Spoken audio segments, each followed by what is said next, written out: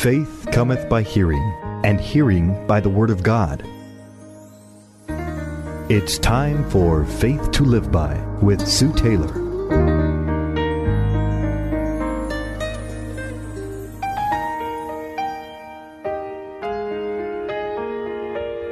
Thank you for joining me today on Faith to Live By. This is Sue Taylor.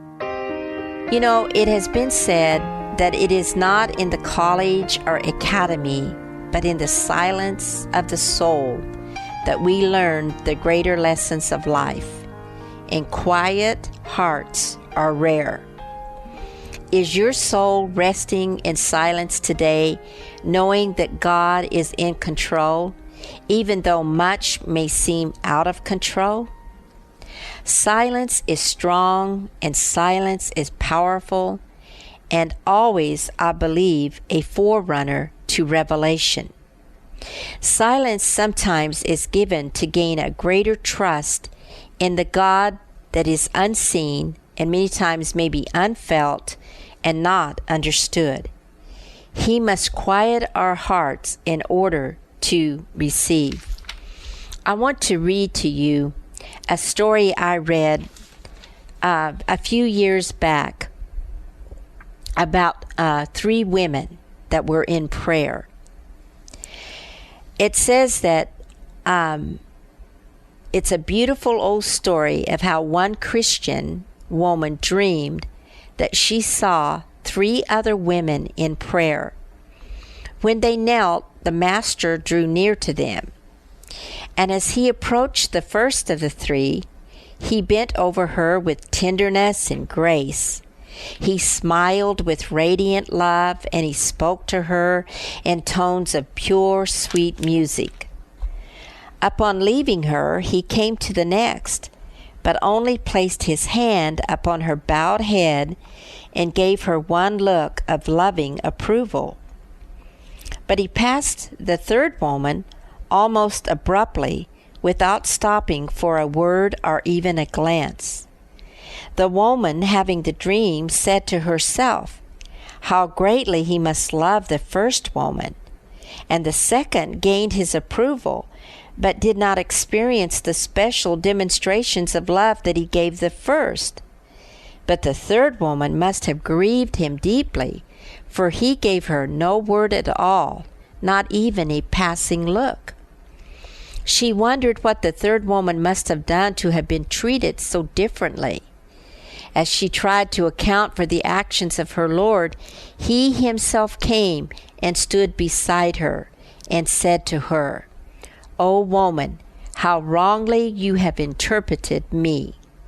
The first kneeling woman needs the full measure of my tenderness and care to keep her feet on my narrow way. She needs my love, thoughts, and help every moment of the day, for without them she would stumble into failure. The second woman has stronger faith and deeper love than the first, and I can count on her to trust me no matter how things may go or whatever people may do. Yet the 3rd woman, whom I seemed not to notice and even to neglect, has faith and love of the purest quality. I am training her through quick and drastic ways for the highest and holiest service. She knows me so intimately and trusts me so completely that she no longer depends on my voice, loving glances, or other outward signs to know of my approval.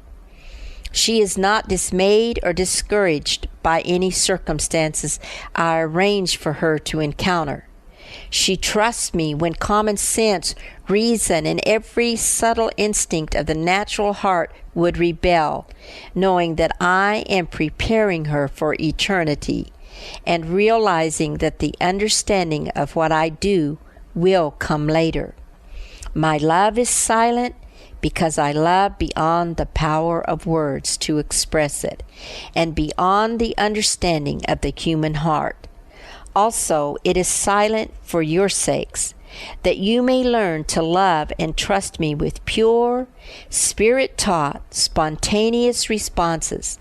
I desire for your response to my love to be without the prompting of anything external. Beloved child of God, if you feel that God is silent today, remember these words and this story of these three women. Sometimes our faith is tested in silence for something greater to come. You know, in Matthew chapter 15, verse 21 through 28, we read the story of a Gentile woman that shows great faith. It says, Then Jesus went out from there and departed to the region of Tyre and Sidon. And behold, a woman of Canaan came from that region and cried out to him, saying, Have mercy on me, O Lord, Son of David. My daughter is severely demon-possessed. Then watch what happens. It says, But he answered her not a word.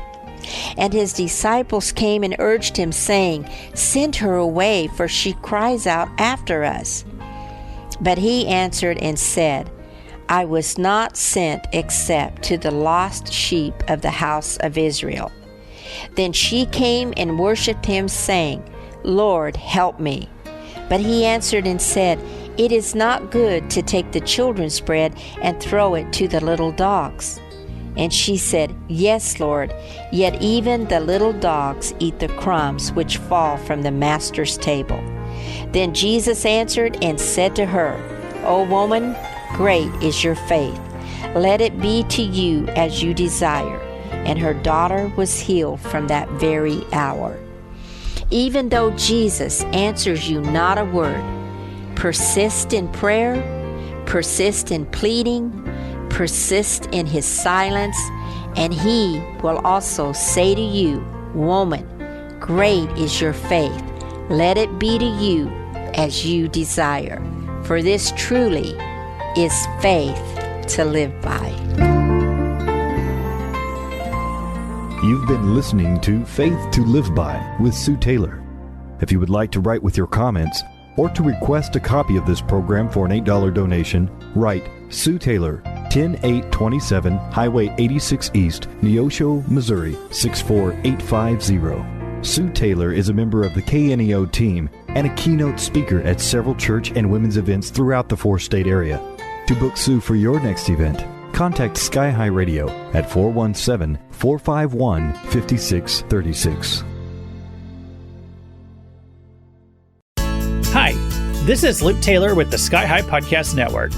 If you've been blessed by the program that you're listening to, I'd like to personally ask you to consider supporting our station.